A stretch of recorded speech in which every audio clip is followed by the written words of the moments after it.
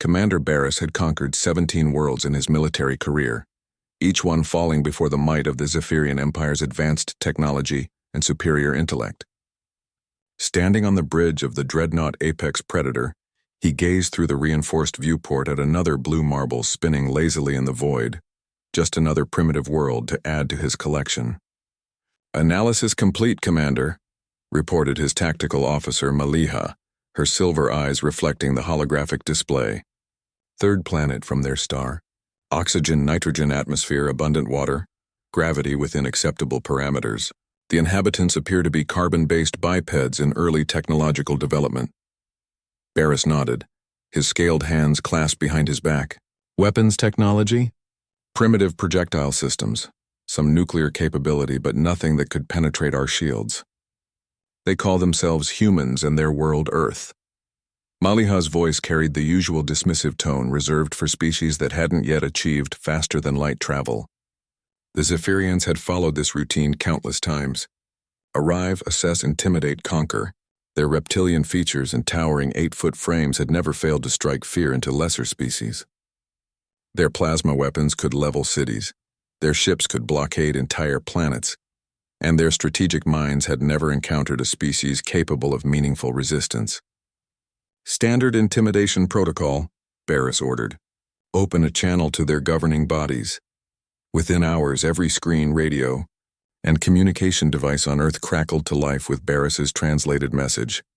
"Primitive humans of Earth, you are now subjects of the Zephyrian Empire. Surrender your weapons, submit to our rule, and your transition to servitude will be swift. Resist and face annihilation." The response came faster than expected, transmitted from multiple locations across the planet. A human male appeared on screen, elderly with gray hair and determined eyes. "This is Secretary General Harrison of the United Nations," the human said calmly. "We've received your message. Our answer is no." Barris blinked in surprise. In 17 conquests, no species had refused outright. There were always negotiations, pleas for mercy, offers of tribute. Never a simple, defiant no. "Commander," Maliha said, studying her readings, "I'm detecting unusual activity across their planet.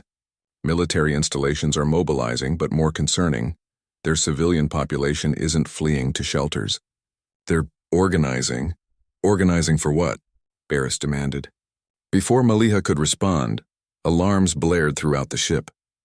"Commander, we're detecting launched projectiles from the surface, but they're not aimed at us." On the main screen, they watched as thousands of primitive rockets launched from Earth, not toward the Zephyrian fleet, but toward their own asteroid belt and moon. Within hours, these crude vessels had deployed some sort of mining and construction equipment. "What are they doing?" Barris whispered. The answer came in the following days. While the Zephyrians expected panic, surrender, or futile attacks against their shields, the humans had begun the largest construction project in their species' history. Using their moon and asteroid belt as materials, they were building something massive in space. Maliha's readings grew increasingly frantic. "Commander, they're not just building ships. They're constructing everything. Weapons platforms, manufacturing centers, habitation modules. It's like they're relocating their entire civilization to space." "In days? That's impossible. Our intelligence shows they barely have a space program." Apparently, our intelligence was wrong. The first sign that this conquest would be different came when human vessels, sleek, improvised and numerous, began emerging from behind Earth's moon. They weren't attacking the Zephyrian fleet directly. Instead, they were doing something far more disturbing. They were studying them. Human ships would dart in, scan the Zephyrian vessels, and retreat before weapons could be brought to bear. Each probe revealed new adaptations. The humans were learning their technology in real time and improving upon it. "Commander," Maliha reported, her voice tight with something Barris had never heard from her before. "Uncertainty. They've begun replicating our shield technology, but they're doing it wrong." "Wrong?" "Their shields shouldn't work. They're using principles that violate several laws of physics as we understand them, but they're working anyway." Barris watched the tactical display as human craft multiplied exponentially. Each wave was more advanced than the last, incorporating lessons learned from previous encounters. What had started as primitive chemical rockets had evolved into vessels that danced around Zephyrian fire, with impossible agility.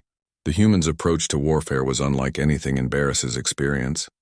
They didn't rely on superior technology or brute force. Instead, they adapted, learned, and improvised at a pace that defied comprehension. Every Zephyrian tactic was countered within hours. Every advantage was neutralized before it could be properly exploited. "They're not fighting like a species facing extinction," Maliha observed. "They're fighting like they're enjoying the challenge." That's when Barris realized the terrible truth. The humans weren't afraid because they had something the Zephyrians had never encountered in their conquests. They thrived under pressure. Every obstacle became a puzzle to solve. Every threat became a problem to overcome. The more impossible their situation became, the more creative their solutions grew. When the first human boarding party materialized directly inside the apex predator, using teleportation technology they had apparently invented that afternoon, Barris finally understood why 17 successful conquests had not prepared him for Earth. The humans weren't just fighting back. They were having fun. As human forces systematically disabled his fleet using tactics that shouldn't have been possible, Barris turned to Maliha. "Send the retreat signal. Commander? We're not conquerors here," he said quietly, watching a human engineer somehow reverse the polarity of their main weapons to fire harmless fireworks instead of plasma. "We're the entertainment." For the first time in Zephyrian history, a fleet turned away from a primitive world not in victory, but in the profound realization that some species were simply too dangerous to provoke. Not because of their weapons, but because of their unwillingness to accept that anything was truly impossible.